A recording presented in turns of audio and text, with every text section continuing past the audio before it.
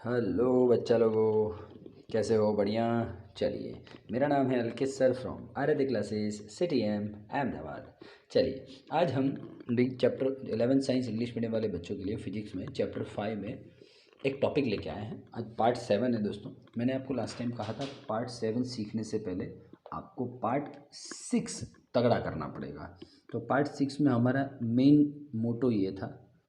चलो भाई, अब मैं आ जाता हूँ फंडा फोकस पे लाइफ के।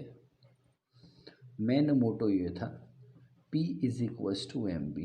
Yes, linear momentum is equals to the product of the mass and velocity of that particle. ठीक है, चलिए टॉपिक में बाद में लिख रहा हूँ आज का टॉपिक क्या है, तो उसके पहले फंडा फोकस में बना देता हूँ। फंडा फोकस में दोस्तों ये है कि मान लो आराम से मानेंगे, हाँ, मानने में कोई उतावल नहीं करेंगे। ठीक है, एक एम मास का पार्टिकल है, एक एम मास का पार्टिकल है।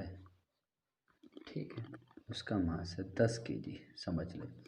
वो अभी उसको थोड़ा धक्का मारा तो वो अभी 2 की स्पीड से दौड़ रहा है। अच्छी बात है, अच्छी बात है। उस समय टाइम था 1 सेकेंड, कोई बात नहीं, गुड, वेरी नाइस। तो उस टाइम उस पार्टिकल का मोमेंटम क्या होगा? Linear momentum. पहला कंडीशन है, तो 10 इंटू 2 मतलब कि 20 किलोग्राम इंटू मीटर पर सेकेंड। ठीक है सर, अच्छी बात है, गुड। लीनियर मोमेंटम क्या होगा? P is equals to M V. ठीक है, ठीक है, ठीक है। पहला कंडीशन है तो m1v1 लूँगा तो P1 ही हो जाएगा। अब पता नहीं थोड़े टाइम के बाद वो पार्टिकल जब यहाँ पे आता है, यहाँ पे ब्लॉक यहाँ पे आता है, मान ले कि 5 सेकेंड पे, मास तो उसे का उसा, तो उसका स्पीड 10 का हो जाता है, उसका स्पीड 10 का हो जाता है। Very nice. ये सर लोचा समझ में नहीं आया हमको। पहले स्पीड 2 था, अब 10 हो गया, मतलब यहाँ पे रास्ते में ऐसा कुछ हुआ कि जिसके कारण इसका स्पीड बढ़ गया। क्या हुआ होगा? हाँ, मोमेंटम तो है ही रे, ये रहा। दूसरा केस है तो M2V2 10 into 10 100 kilogram into metre upon second. ठीक है, बोलिए, ऐसा तो क्या हुआ कि यहाँ पे पार्टिकल का स्पीड बढ़ गया? कोई बोल सकेगा मुझे? हाँ, बोल बोल बोल बोल।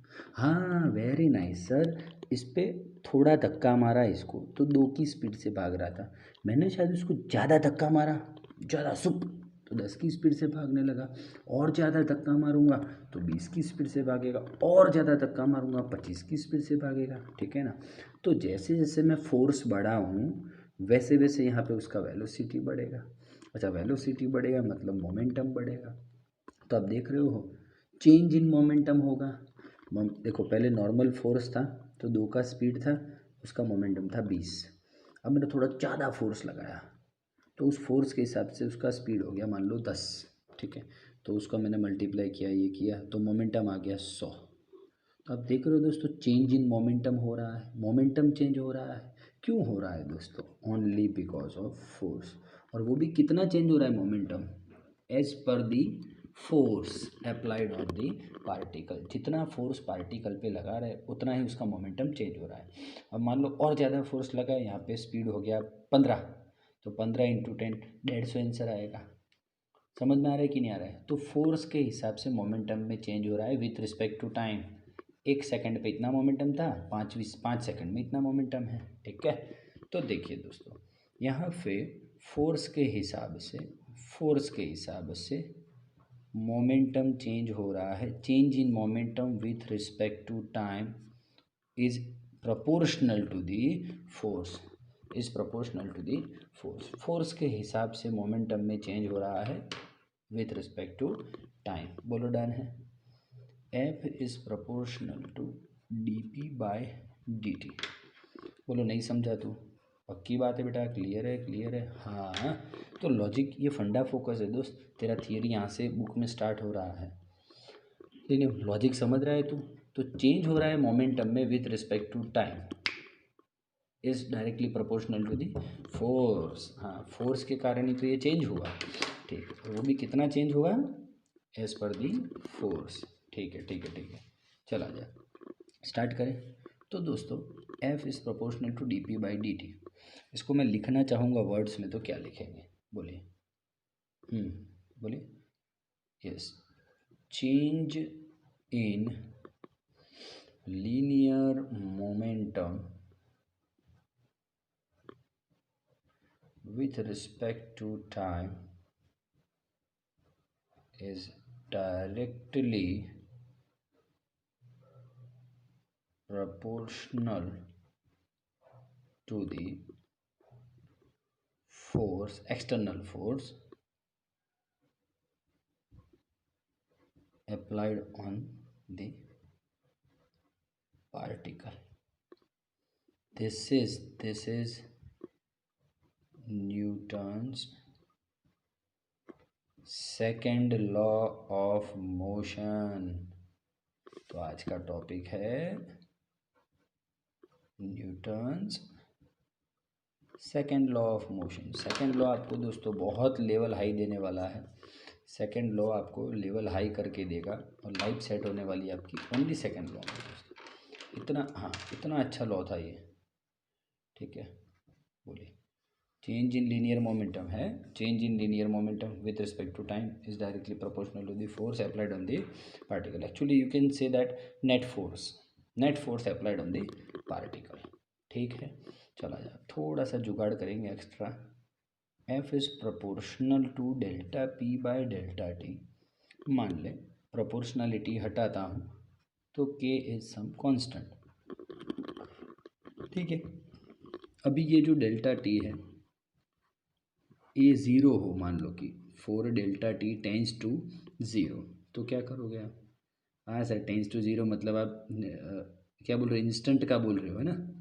हाँ, तो लिमिट आ जाएगा delta T tends to zero D P by D T, okay, D P by D T, ठीक है।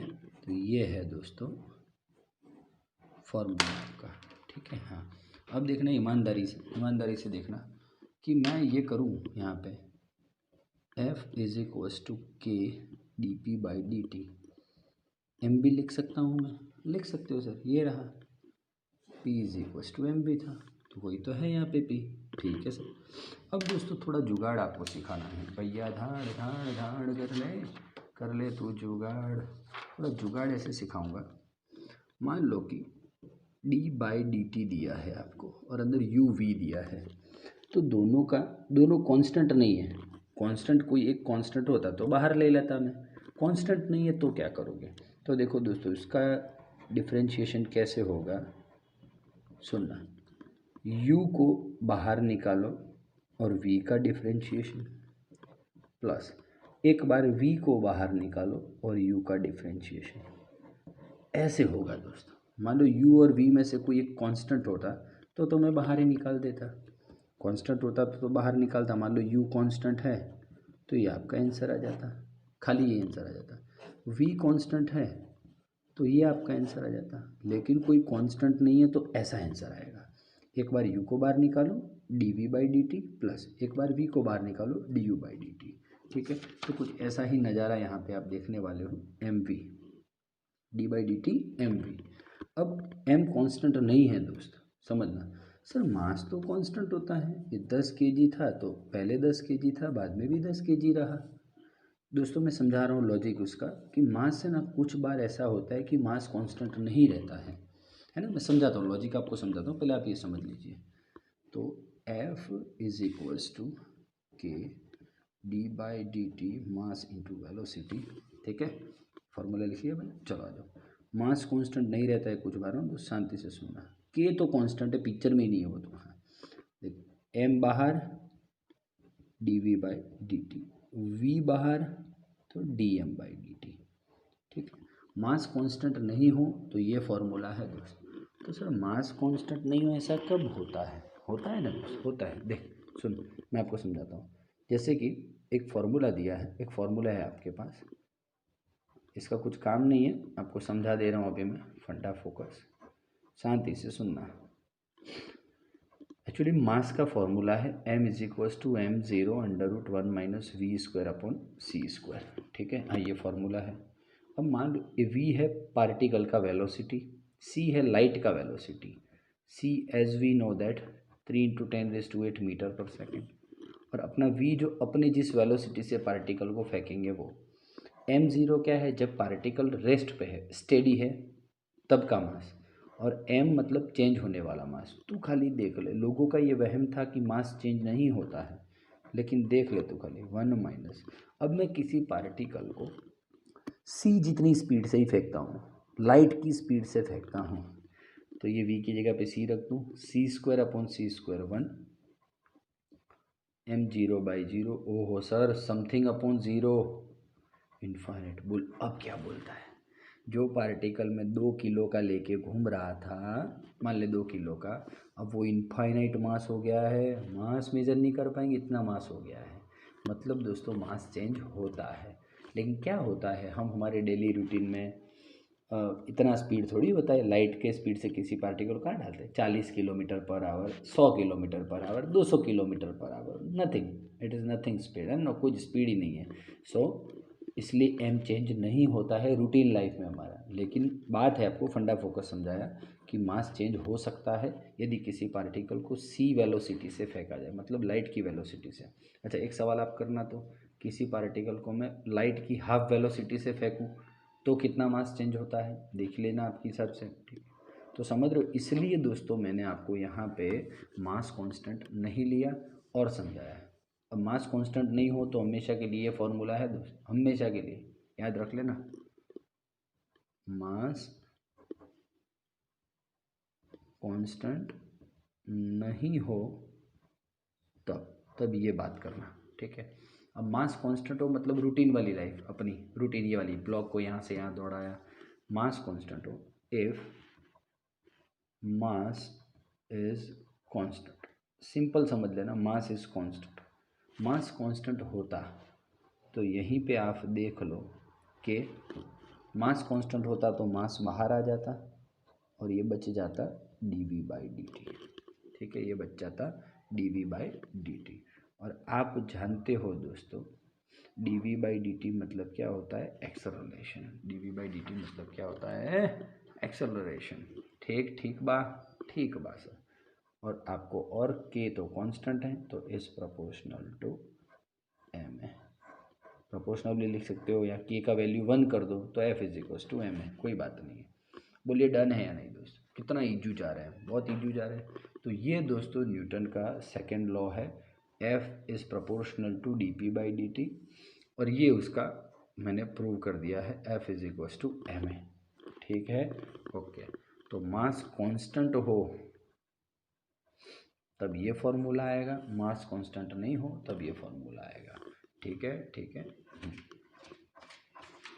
चलो अब दोस्तों इसी में थोड़ा जुगाड़ करता हूँ मैं, थोड़ा जुगाड़ करना पड़ेगा भैया, धाड़ धाड़ धाड़ कर ले, जुगाड़ दिख रहा है। अब दोस्तों देखना, f is proportional to m है, ये तो बात हो गई अपनी, हो गई सर। अब इसको लिखना हो तो कैसे लिखोगे आप, इसको वर्ड्स में लिखना है तो कैसे लिखोगे आप, सर कैसे क्या, आप बोलोगे वैसे लिख लेंगे हम, तो अपना तो क्या है, गरीब आदमी है, झोली लेके निकल पड़े हैं। तो चलिए दोस्तों, product of mass and acceleration is proportional to the force applied on that particle. Product of mass and acceleration produced in that particle is directly proportional to the force applied on particle, ठीक है। चलिए देखो, force का unit क्या होता है, force का unit क्या होता है, मास है मतलब किलोग्राम, एक्सेलरेशन है मतलब मीटर/सेकेंड², इसका होता है दोस्तों न्यूटन। CGS में ग्राम इंटू सेंटीमीटर/सेकेंड², इसका होता है डाइन, और हम जानते हैं 1 डाइन = 1 न्यूटन = 10⁵ डाइन। बोलो तारा रहा, बोलो तारा रहा, कंप्लीट तारा रहा। तो फिर डन है डन है डन है। चल अब दोस्त क्या लॉजिक है, मान ले कि ये हो गया डन है, F is equals to M है। ओके चला जा, F is equals to K M A, ये आप जानते हो। मान लो if K is equals to 1, constant है वो वैल्यू है, M is equals to 1 kg और एक्सेलरेशन है 1 मीटर पर सेकेंड स्क्वायर। तो दोस्तों एफ का वैल्यू कितना आएगा, के की जगह 1, मास है 1 kg और ए है 1 मीटर पर सेकेंड स्क्वायर, मतलब 1 kilogram into metre upon second square, मतलब कि 1 न्यूटन। तो दोस्तों 1 न्यूटन फोर्स किसे कहते हैं, 1 न्यूटन फोर्स किसे कहते हैं बोलिए। तो सर सिंपल है, अ फोर्स प्रोड्यूस 1 मीटर पर second acceleration in 1 kg mass is called 1 Newton force. A force produces 1 meter per second square acceleration in 1 kg mass is called 1 Newton force. Simple है। वही dyne की बात करूँ तो K M ए,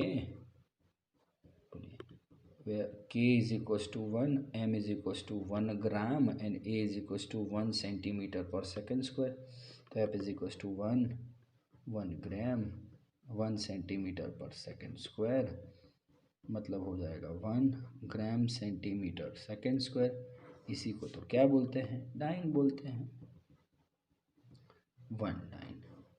तो 1 dine force किसको बोलते हैं, a force which produce 1 centimeter per second square acceleration in 1 gram mass is called 1 dyne force। इतना इजी काम है दोस्तों, इतना इजू काम है। बोल समझ में आ रहा है कि जा रहा है, सब आ रहे हैं, सब जा रहे हैं सर, है ना। चलिए एग्जांपल लेता हूँ, नॉर्मली बात करता हूँ, नॉर्मल एक एग्जांपल ले लेता हूँ। जुपाक एक 2 kg मास का पार्टिकल है, उसमें 4 मीटर पर सेकेंड स्क्वायर एक्सेलरेशन प्रोड्यूस करता हूँ, तो फोर्स कितना लगा सर, एम ए, मास है 2, ए है 4, 8 न्यूटन का फोर्स लगा। बोल हाँ या ना। सिंपल है सर, बहुत सिंपल है। तो आप समझ पा रहे हो दोस्तों, न्यूटन का फर्स्ट लॉ था ना, वो फोर्स का वैल्यू नहीं दे रहा था, फोर्स का इन्फॉर्मेशन दे रहा था। ये देखो सेकंड लॉ ने फोर्स का वैल्यू दिया है। तो Newton second law provides value of force. तो पूछते हैं एमसीक्यू में एग्जाम में कि न्यूटन का सेकंड लॉ कौन सा law, which law of Newton provide value of force. तो second law of Newton provide the value of force. ठीक है, तो फिर ये कामकाज हो रहा है लाइफ में, तुझे तो पता ही नहीं है क्या कामकाज हो रहा है। 2 मिनट रुक गया, सम लेता हूँ। चल दोस्त, ठीक है चला जा। देखो फॉर्मूला है अपने पास, F is equals to M. रुक जा रहे भैया, ब्लर मत हो रहे। हाँ, F is equals to M है, चला जा। 6 kg मास दे रखा है, 6 kg मास दे रखा है, एक्सेलरेशन फाइंड करना है। F is equals to M है, मैं तो बचपन से जानता हूँ sir, F is equals to M है। ए फाइंड करना है तो एफ चाहिए और एम चाहिए। एम तो दे रखा है सर, एफ कौन सा लूँ, 5 न्यूटन लूँ या 2 न्यूटन लूँ। मैं फ्रिक्शन की तो बात ही नहीं कर रहा हूँ, फ्रिक्शन जान दे, अभी फ्रिक्शन तो पिक्चर में ही नहीं है, फ्रिक्शन अभी नेक्स्ट आएगा पिक्चर में। अभी तो ये बोल, मैं 5 न्यूटन लूँ या 2 न्यूटन लूँ। सर एक्चुअली क्या करना पड़ेगा आपको, 5 न्यूटन माइनस 2 न्यूटन, 3 न्यूटन लेना पड़ेगा आपको, है कि नहीं। कोई 5 की स्पीड से ऐसे, तू 5 की स्पीड से ऐसे धक्का मार रहा, तेरा दोस्त सामने की तरफ 2 न्यूटन से ऐसे धक्का मार रहा, तो इस पार्टिकल पे तो लगेगा कितना, 3। तो दोस्तों एक्चुअली आपको एफ नेट का ज़रूरत है इधर। तो ये जो फॉर्मूला में F is equals to M A होता है ना, एक्चुअली वो F net is equals to M A होता है। एफ नेट 3, मास ये 1/2, आप 0.5 मीटर पर सेकेंड स्क्वायर आंसर लिख सकते हो। बोलो, इतना काम की बातें हैं दोस्तों, ये डन है। चल दूसरा सम देख। मास चाहिए, एक्सर मास फाइंड करना है, एक्सलरेशन दे रखा है 5 मीटर पर सेकेंड स्क्वायर। एफ नेट क्या आएगा, 10 न्यूटन से इधर धक्का मार रहा, कोई 2 न्यूटन से इधर धक्का मार रहा है, तो तेरा तो हिसाब हो गया 8 न्यूटन का, ठीक है ना। मान ले बात बोल रहा हूँ, 10 न्यूटन से कोई इधर धक्का मार रहा है, इधर 2 न्यूटन से 10 न्यूटन से इधर मार रहा है, और 2 न्यूटन से भी इधर ही धक्का मारता तो इसी डायरेक्शन में, तो 12 न्यूटन हो जाता सर। समझ में आ रहा है। F is equals to M A 8, M पता नहीं, ए है 5, मास इज इक्वल्स टू 8/5। देख ले, 5 1 जा 5, 3 बचा, 5 6 जा, इतना कुछ है, देख लेना तेरे हिसाब से आंसर, ठीक है। ये लॉजिकल बात है दोस्तों, ये लॉजिक वाला क्वेश्चन है, ध्यान से देखना। अभी एक मिनट रुक जा, चला जा। 5 किलो का मास है और उसका स्पीड है 2, इधर प्रायोरिटी में स्टार्टिंग में 5 किलो का मास, स्पीड है 2 का, उस टाइम कितना है 2 सेकंड, ठीक है, ठीक बा। अब दूसरी बार में मास है 5 kg, ठीक है सर, वेलोसिटी है 5 मीटर पर सेकंड और टाइमिंग है 10 सेकंड। आप देख पा रहे हो m1v1 m2v2, m1v1 m2v2। देखिए यहाँ पे लेता हूँ, तो p1 is equals to m1v1 हो रहा आपका 10 kg into metre upon second, ठीक है, ये रहा। हाँ, m1v1 5 दूना 10, m2v2 5 5 25, तो ये p2 is equals to m2v2 और ये हो गया 5 5 मतलब 25 kg मीटर पर सेकेंड, ठीक है।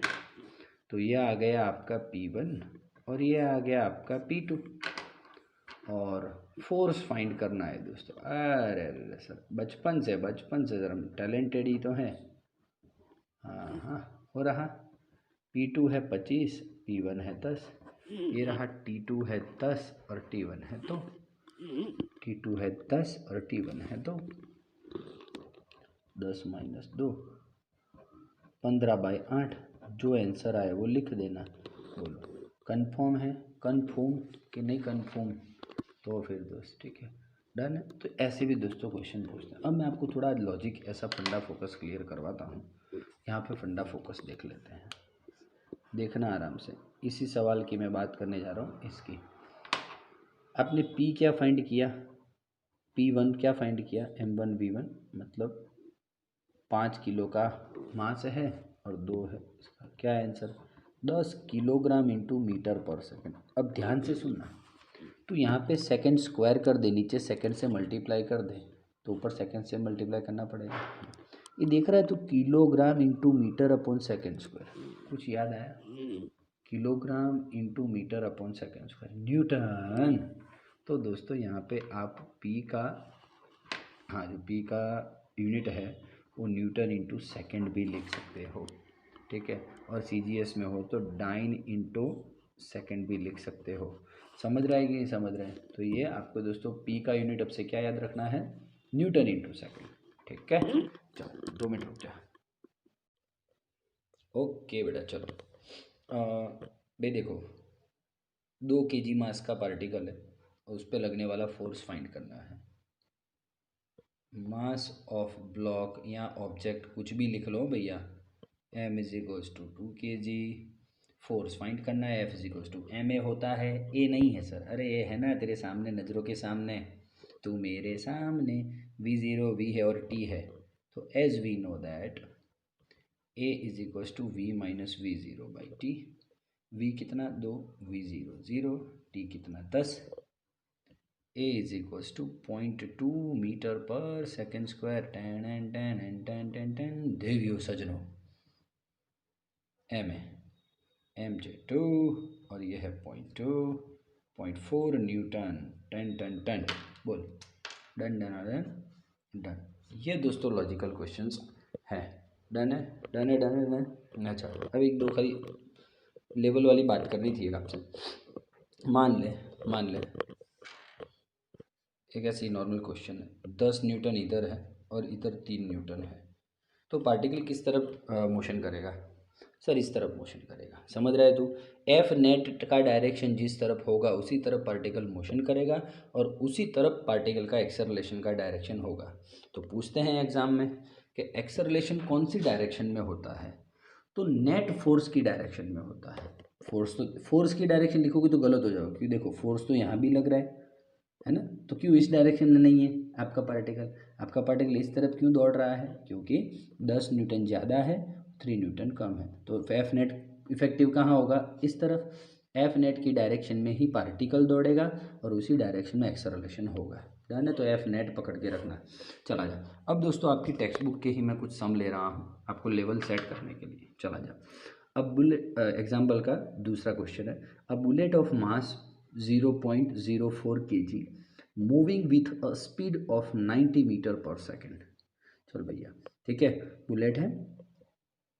हाँ भाई लिख ले मास ऑफ बुलेट टिंग टिंग टिंग टिंग टिंग टिंग 0.04 kg 90 मीटर पर सेकेंड की स्पीड से दौड़ रहा, मतलब मूव कर रहा, enters a heavy wooden block and is stopped after a distance of 60 centimetre. Oh sir एक मिनट ज़रा सीन क्रिएट करो ना हल्के सर, आप तो वो वाला लेवल आता है फिर। ये वुडन ब्लॉक है, एक बुलेट जा रही थी जुपाक, कितनी स्पीड से जा रही थी? यहाँ पे उसका स्पीड क्या था? 90 मीटर पर सेकेंड। यहाँ से सुम सुम सुम सुम सुम सुम 90 मीटर पर सेकेंड की स्पीड से आ रही है, सुम सुम सुम सुम सुम सुम। वुडन के ब्लॉक के अंदर enters a heavy wooden block and is stopped after a distance of 60 centimetre.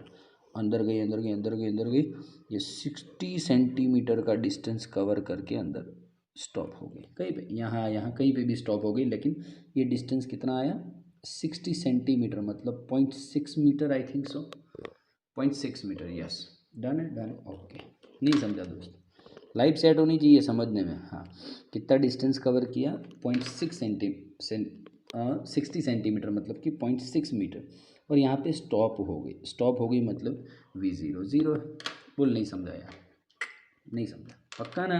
हाँ ऐसा तो बोलते रहना भाई, समझ में आया ऐसा। चलो ठीक है, अब आप बोलिए बुलेट का मास है और क्या बोल रहे हैं? What is the average resistive force, रोकने वाला फोर्स। भाई बुलेट स्टॉप हो गई, मतलब किसी ने रजिस्ट किया होगा, रजिस्ट करने वाला force exerted by block on the bullet, block ने बुलेट पे कितना रेजिस्टिव फोर्स लगाया होगा। तो 2 मिनट की बात है दोस्तों, ज़्यादा कुछ है भी नहीं। आप देख रहे हो दोस्तों स्टॉपिंग डिस्टेंस का मैटर हो रहा है, ठीक है। तो देखिए A is equals to V0² by 2D, ठीक है। V0 मतलब 90 इंटू 90, डी मतलब 0.6। आप देखोगे आंसर करके देखोगे ना तो 6750 मीटर पर सेकेंड स्क्वायर आ रहा है आपका आंसर। ए का आंसर इतना आ रहा है। आपको फाइंड क्या करना है? Resistive force exerted by the block on the bullet, ठीक है। हाँ चलिए, रेजिस्टिव मतलब ए नेगेटिव आना चाहिए दोस्तों। हाँ तो आएगा, कोई टेंशन नहीं है, ए नेगेटिव ही आएगा। हम माइनस लिख सकते हैं यहाँ पे, ऑब्वियसली क्या है, रिटार्डेशन है, तो लिख सकते हो, कोई टेंशन नहीं है। चलो मुझे वैल्यू फाइंड करनी थी, इसलिए ए को मैंने 6750 लिखा, अदरवाइज माइनस लिख सकते हो, कोई टेंशन नहीं है। चला जा। अब F is equals to M A आ जा, एम मतलब 0.04, ए है 6750 270 न्यूटन, है ना। आप माइनस लगा सकते हो, रेजिस्टिव फोर्स से कोई इश्यू नहीं है। आप एक्सेलरेशन को यहाँ पे भी माइनस लगा सकते हो, रिटार्डेशन है इसलिए, क्यों? वेलोसिटी डिक्रीज हो रहा है, ठीक है। कोई चिंता नहीं करना माइनस प्लस का। चला जा। एक्स्ट्रा सम एक छोटा लेवल वाला देख लेते हैं। The motion of a particle of 100 gram particle is describe by this. Particle का जो मोशन है उसका फॉर्मूला ये दे रखा है और मास है 100 ग्राम। तो फोर्स फाइंड करो acting on the particle. F is equals to M A नहीं है हमारे पास सर, तो देखो ये मोशन का फॉर्मूला है, मोशन को मैं डिफरेंशिएट करूँगा, मुझे वेलोसिटी मिल जाएगा। चलो डिफरेंशिएट करो with respect to time. T का 1 मतलब 3 ओसे का ओसा, और टी का 1 हो गया मतलब 3। टू ओसे का ओसा और टी स्क्वायर का हो गया 2t मतलब 4t आ गया अभी। अब दोस्तों v is equal to 3 + 4t है आपके पास, और डिफ्रेंशिएट कर लो dv/dt। तो 3 का 0 हो गया, 4 ओसे का ओसा, t का 1 हो गया, तो a इज इक्वल टू 4 मीटर/सेकेंड स्क्वायर आ गया ये। अब आ जाओ दोस्त, f is equal to m है, m है 100 ग्राम मतलब 0.1 किलो, और ये है, शायद देख लेना गलती में, कैलकुलेशन में कोई गलती ना हो। ठीक है ठीक है ठीक, एक ग्राम में था भाई, किलोग्राम में तो कन्वर्ट करेगा कि नहीं करेगा। ठीक है चलो, अब देख दोस्त उसके जैसे एक सामने तेरा एग्जाम्पल का तीसरा, the motion of the particle of mass m is described as और described by this ut + ½ gt²। Find the force, mass दे रखा है m है, फोर्स फाइंड करना है f। तो a चाहिए, एक्सेलरेशन बच गया, तो देख एक्सेलरेशन कैसे लाएगा, dy/dt, u ओसे का ओसा, t का 1 जी, टी स्क्वायर का 2t, सुपाक सुपाक, ये आ गया आपका v is equals to u + gt, और अगेन डिफ्रेंशिएट, u का 0, g का g, t का 1, dv/dt मतलब a is equals to g। ठीक है चला जाओ, force is equals to M A, M है एम, ए है जी। और सर ये तो मुझे लग रहा है कि your particle is moving under the gravitational force, बिल्कुल है ना, हाँ under the gravitational force, M G है, ए का काम जी कर रहा है, मतलब क्या सीन होगा, ये वाला या ये वाला, है ना, हाँ ऊपर नीचे वाला सीन होगा, किसी बॉल को ऊपर फेंके सुपाक, है ना, वो वाला सीन होगा, जी आ गया इसलिए। ठीक है, ऐसे नॉलेज के लिए बोल रहा हूँ। So find the force acting on the particle, F is equals to M G. Done है, डन है, चल देखो दोस्तों, a constant retarding force of 50 newton, retarding force है दोस्तों, रिटार्ड कर रहा है, तुम्हारी वेलोसिटी को डिक्रीज कर रहा है, एक्सेलरेशन कम कर रहा है, रिटार्डिंग है ना, सॉरी वेलोसिटी को कम कर रहा है, retarding force, F is equals to, इसलिए माइनस लगा रहा हूँ, फोर्स माइनस नहीं होता कि मैंने 50 न्यूटन का माइनस वाला फोर्स लगाया, नहीं, वैल्यू तो 50 न्यूटन ही है, लेकिन वो रोक रहा है इसलिए उसको माइनस दे दिया, अपोज कर रहा है ना फोर्स, हाँ, is applied to a body of mass 20 kg moving initially with a speed of 15 मीटर/सेकेंड, इनिशियली वो 15 मीटर/सेकेंड की स्पीड से दौड़ रहा था। How long does the body take to stop, stop होने के लिए, स्टॉप होगा मतलब लास्ट वाला वेलोसिटी 0 हो जाएगा, कितना टाइम लेगा, how long does the body take to stop, नहीं समझा तो फिर से बोल चल। अरे भैया कुछ रेजिस्टिव फोर्स है तुम्हारा 50 न्यूटन का, मतलब -15 Newton, is applied to the body of mass 20 kg moving initially, that particle is moving, body moving initially with a speed of 15 मीटर/सेकेंड, 15 मीटर/सेकेंड। How long does the take, body take, कितना time लेगा to stop, stop होने में, stop हो जाएगा मतलब कि लास्ट वाला वेलोसिटी 0 हो जाएगा। अब एक फोर्स है और मास है, so as per the force and mass we can calculate our acceleration, -50/20 जुपाक, ए इज इक्वल्स टू -2.5 मीटर/सेकेंड स्क्वायर, ये आ गया एक्सेलरेशन, ए आ गया, कोई चिंता नहीं है, वी ज़ीरो है, वी है और टी है, तो T is equals to V minus V zero by A, है ही formula, V minus V zero बराबर ए टी, है ही ना फॉर्मूला, उस पर से टी ला दिया, बोलिए वी कितना 0, वी ज़ीरो कितना माइनस, और वी ज़ीरो कितना 15, ए कितना -2.5, so T is equals to -15/- 2.5, आप कैलकुलेट कर लेना, 6 सेकेंड आपका आंसर आएगा। ज़्यादा तो अब क्या बताएं आपको, आप होशियार हो सभी, बोलो कि तारा तारा तारा डन।